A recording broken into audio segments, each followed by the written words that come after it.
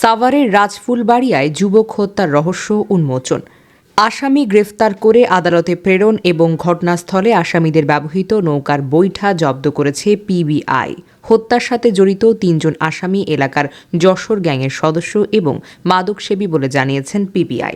ঢাকা জেলার police super জনাব মোহাম্মদ কুদরত পিআই এর তথ্যসূত্রে বাবা মায়ের সেপারেশন হওয়া ছোটবেলা থেকে ভিকটিম নানি এবং মামার পরিবারের সাথে বেড়ে ওঠে।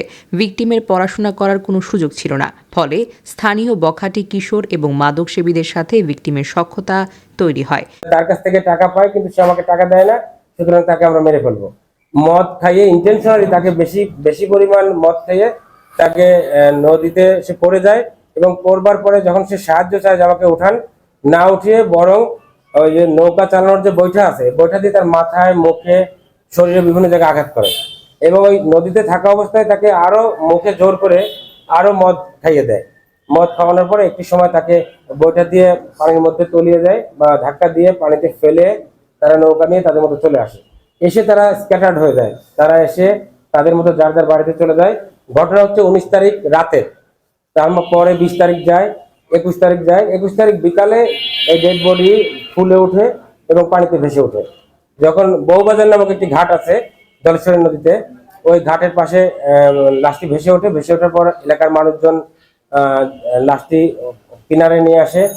তারপরে আস্তে আস্তে জানাজানি হয়, তার আত্মীয় স্বজনকে খোঁজ জানায়। তার আত্মীয় স্বজন এসে ডেড বডিকে আইডেন্টিফাই করে, নৌ পুলিশকে সংবাদ দেওয়া হয়। নৌ পুলিশ এসে তাদের যে আইনি কার্যক্রম সেগুলি গ্রহণ করে।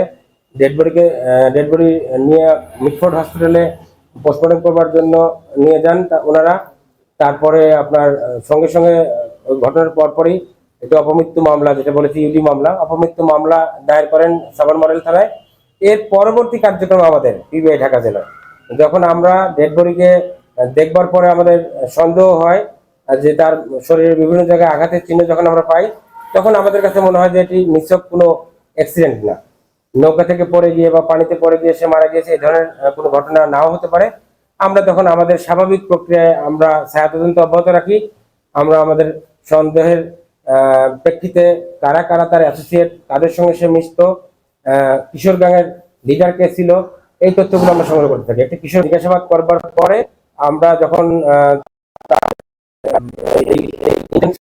ঘটনা এই বিষয়ে যখন আমরা নিশ্চিত হওয়ার পরে আমরা বিজ্ঞ আদালতে তাদেরকে প্রেরণ করি এবং বিজ্ঞ আদালতে তারা নিজেদের দোষ স্বীকার করে ঘটনার বিবরণ দিয়ে 164 ধারায় জবানবন্দি দেন এবং এই জবানবন্দির প্রেক্ষিতে আমরা আরো 2 জনের নাম পাই।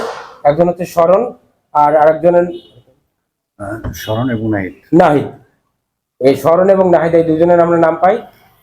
তো পরবর্তীতে আমরা শরণকে আবার আমাদের হেফাজতে আনতে সমর্থ হই এবং শরণকে জিজ্ঞাসাবাদ করে শরণের কাছ থেকে একই ধরনের স্বীকারোক্তি পাই এবং শরণকে বিজ্ঞ আদালতে যখন আমরা প্রেরণ করি, শরণও বিজ্ঞ আদালতে নিজেদের অপরাধ স্বীকার করে দোষ স্বীকারোক্তিমূলক জবানবন্দি প্রদান করেন এবং আমরা নাহিদকে এখন পর্যন্ত গ্রেপ্তার করতে সমর্থ হইনি।